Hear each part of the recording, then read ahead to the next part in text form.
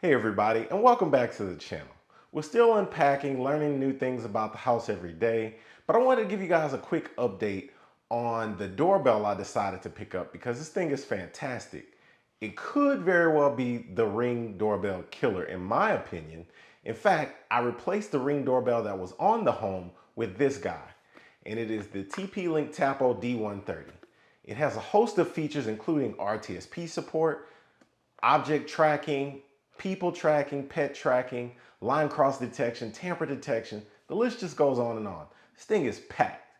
And at $50, I have not seen a reason why yet you shouldn't pick one up if you're in the market for a home doorbell that has some Ring-like features. It does have a cloud subscription if you like that, but you can also stick a memory card in it and save files locally.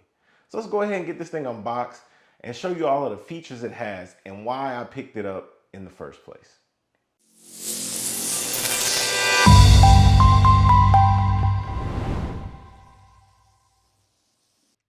All right, let's get this thing unboxed and see what we have inside.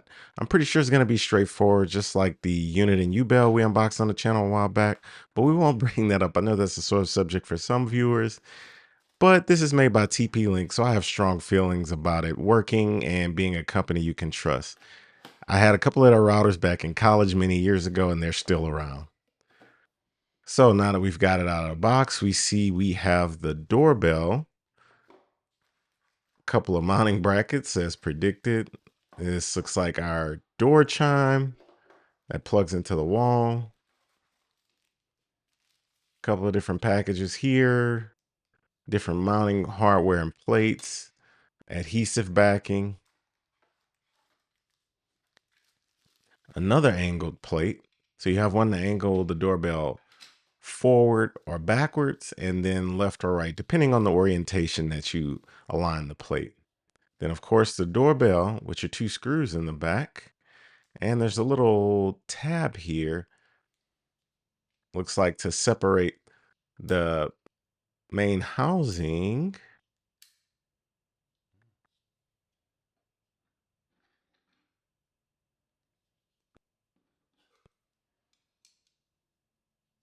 Actually, this probably clips on the, yes.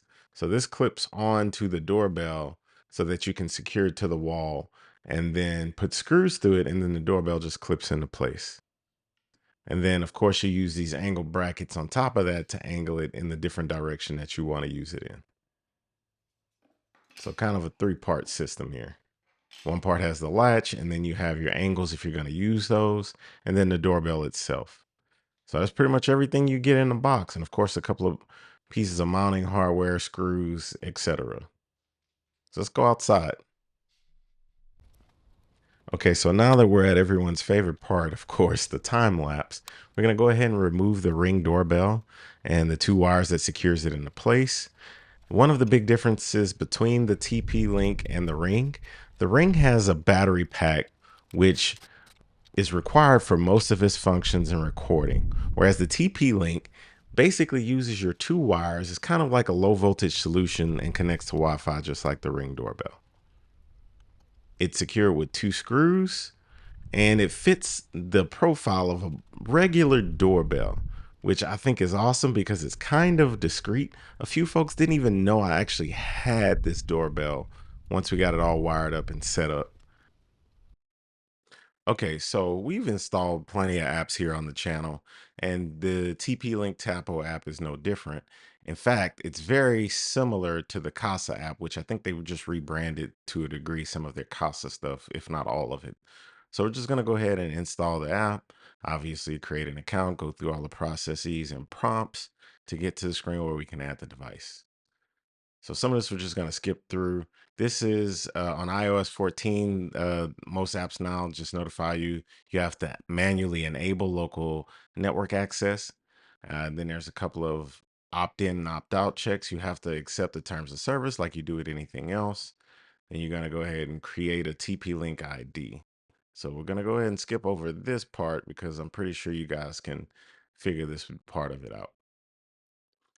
Okay, so now that we're in the system, you immediately get prompted with your appearance, where you can set it via system, dark mode, or light mode. I usually prefer dark mode.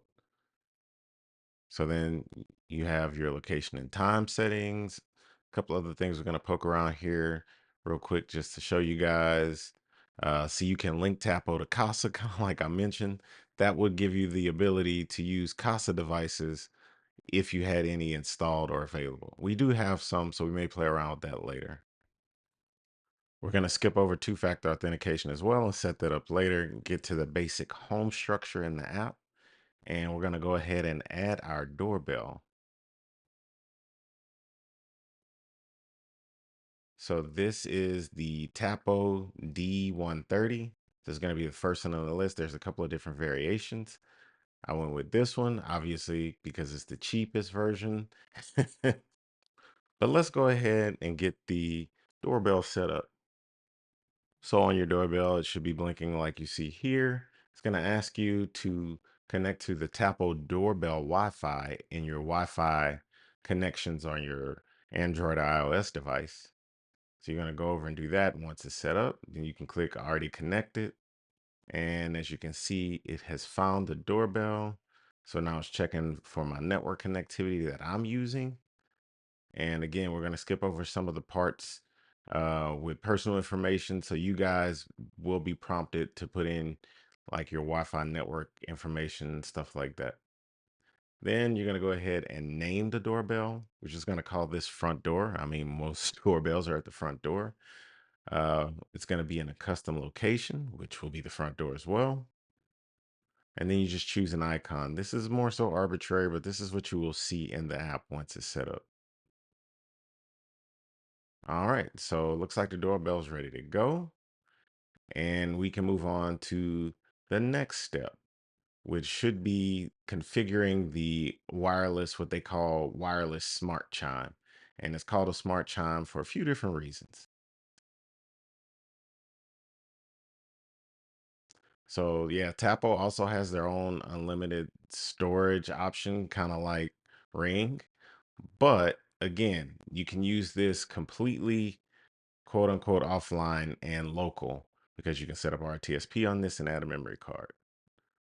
Of course, there's firmware updates, but right now we're going to go ahead and pair it with the chime. So you got to have your chime plugged in and ready to go. Or if you have the hub, if you opted for the doorbell with the hub, you'd pair it to the hub, but we did not. We're going to be using some custom stuff, obviously, as part of our setup and our quest to save as much money as possible. So once you have your chime plugged up, you can go ahead and hit next and then add chime. And Tapo's going to want to use your Bluetooth. And on the chime, you should see what you see on the screen. Once it connects, you will see that it found it. And then from there, you're prompted with options to set up some custom stuff with the chime. So what I think is pretty cool about this chime is the fact that you can actually plug it anywhere in the house where you have Wi-Fi, or for example, your back door, your back porch. If you're having a party or something, you put this on the back porch and now you have a doorbell outside. If you have a shop like we do, we can put it in the shop. There's a couple of different places you can put this so you won't miss those doorbell notifications, which I think is very smart, very cool. Uh, until we get a couple of more of the home automation things set up, I'm likely going to put this chime in my wife's office just so she can hear the doorbell on days when I'm not working from home and she may be having a visitor come over like a girlfriend or friend or something like that. Once you get all of that out of the way, then you'll see this. And see right now it just said front door local only. That was because it wasn't connected to the network for that brief moment. So the boat effect you see can be fixed in the app, but this is what you get straight out of the box, kind of that fisheye look where it's like a bubble. But you can do some horizontal straightening, but you will lose a bit of your image, not very much to where it's noticeable, especially like in this case, it's such a wide angle view. You're gonna probably get some overlap like with like how I have the brick in the neighbor's house. Let's jump into the actual app and take a poke around. You have plenty of things to look at: detection, LED status, etc. So what we're going to do right now is add the RTSP account so that the NAS can pick up the device. So, they give you all these big scary warnings. If you don't know what you're doing, it is possible for RTSP or ONVIF streams to be accessible. But I feel like I've been doing this long enough to where we can just go for it.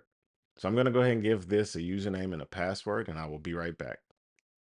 All right, so now that you have that account information set up, just remember it and put it somewhere safe. Here we're going to look at the micro SD card. Ours is already formatted, so when you put a new one in there, it may ask you to format. You have the option to loop recordings. You also have the option for recording scheduling. Right now, I just have my card set to detection, but you could set it to continuous recording. But since I'm also recording to a NAS, this is just more so for in-app notifications and as a failover in case I have issues with my NAS. With it being experimental and me doing a lot of configuring, there's going to be a lot of times where it may be up and down. So for now, this is just a solid backup that just records detection. Now taking a quick peek at the night mode settings, you see you have infrared, smart, and doorbell. Smart is kind of a combination where the doorbell light illuminates to give you light when it's not doing infrared recording. And you have a couple of different resolutions, 2K and 960p. And right now I have my frame rate to set to 20 frames per second. That's just the good middle ground to not get choppy video, but not overwhelm the recording capabilities of the camera. So I think that's a safe place to put it. Privacy zones is kind of what it sounds like. You can create a zone that's private that is not recorded, but this is a doorbell, so we want to catch everything. And then distortion correction, this is what I was talking about earlier. This is what takes that fisheye bow out of the recorded image. So we have that turned on, obviously. Then for on-screen display info, you can add, timestamps and date stamps if you want to. Some places, if you're going to be using this, at a business, that may help or be required for like law enforcement reasons. But my NAS is going to cover that as well. Then you can do live tagging, which is pretty cool. It'll actually tell you what it thinks is in front of the camera, like a package, a car, person, pet, etc. And then you have the spotlight settings, and here you can adjust the brightness of the ring that's around the lens. Right now I have mine set to 3, but I'm going to go ahead and bump it up to 4. Just gives you a little bit more light when that doorbell detects motion at night with it in smart mode. And here's where things get really interesting. You have a ton of different activity notifications you can set. Motion, pets, etc. But if you want to do rich notifications again, got to sign up for the cloud. But I think for what I have is perfect. Motion detection, person, pet, vehicle, package, line cross, tamper. You can set your detection zones and sensitivity. This camera is super sensitive, so you have a lot of traffic on your street like I do. You may want to turn that down, try to find that happy medium. Package detection, basically, if an Amazon package is dropped off, it will notify you that you have a package at the door. Line cross detection, which is my favorite feature on here. You can basically set up an imaginary perimeter in the camera, and if anything crosses that perimeter, it will send you a notification. Now, this is something I'm used to seeing in my line of work, and usually you see this with more expensive cameras. So to see this on a $50 camera is just insane, and I'm definitely going to use it. So once you get your lines kind of figured out how you want, see, I'm still fine tuning and making adjustments based on the notifications I get now. Once you get those lines kind of set, you got to play with it a bit. Then you just hit save. And like I said, anytime anything crosses that threshold, you'll get a notification. You can also schedule this, which is also cool. So if there's times when you don't want to get those notifications, you can turn it off.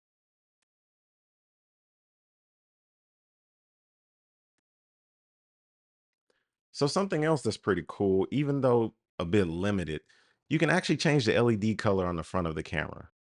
I think this is pretty cool and it gives you something to give you a little bit of uniqueness, but obviously the full color wheel is not present. So you do have to kind of have one of these favorite colors. Luckily for me, I do.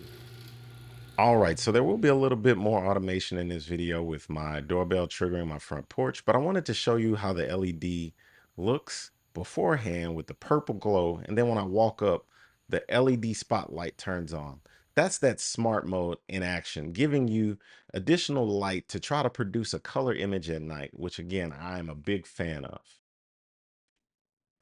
All right, everybody, that's gonna do it for this video. Hopefully you liked and learned something. If you did, make sure you like, subscribe, and hit the bell so you get notifications anytime I post new content. I got a lot of stuff in the bag already recorded. I just got to get on my job of editing, but with traveling for work, that's been slowing me down. But I'm going to start putting out some stuff now with the new home so you guys can see how I've been doing this all on a budget. So stay tuned. See you guys on the next one. Later.